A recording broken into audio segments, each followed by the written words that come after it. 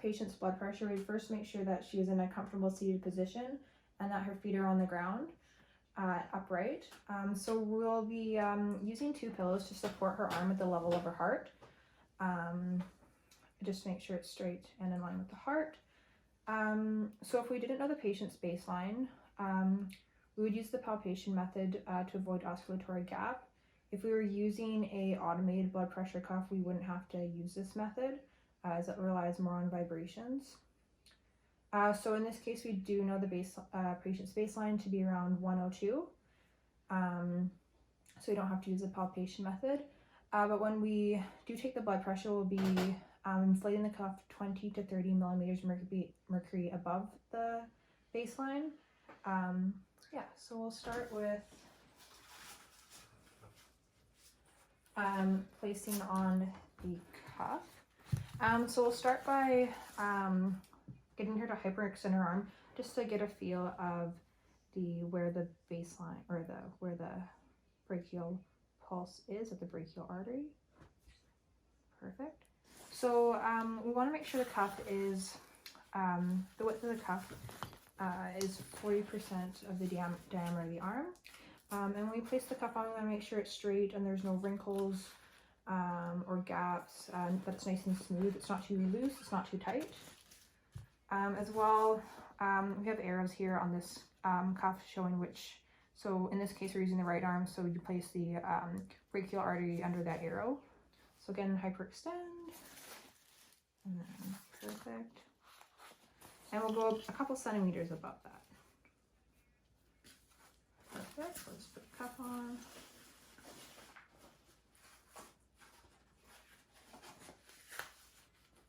Perfect.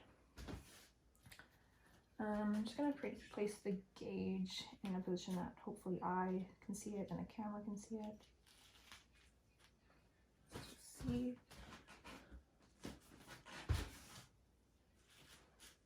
Maybe a little bit lower like that.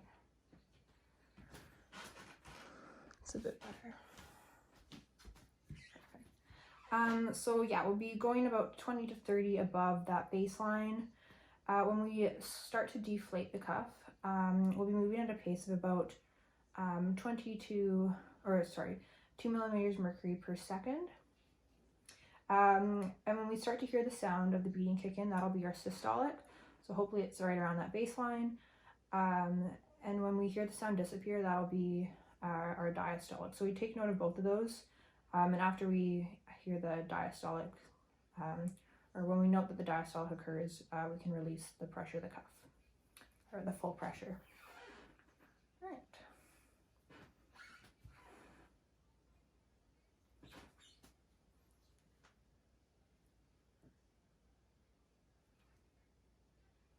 Hyperextend your arm.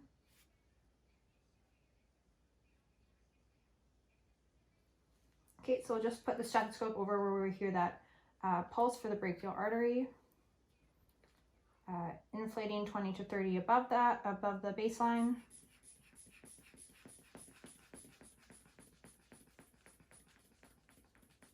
And slight release.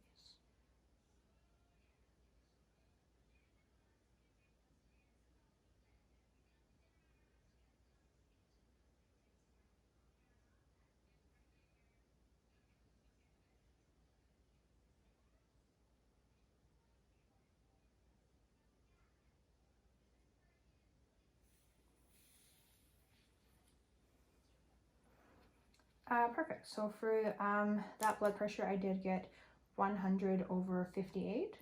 So we take note of that on our worksheet, as well write the arm that we took the blood pressure measurement on. So that would be the right arm.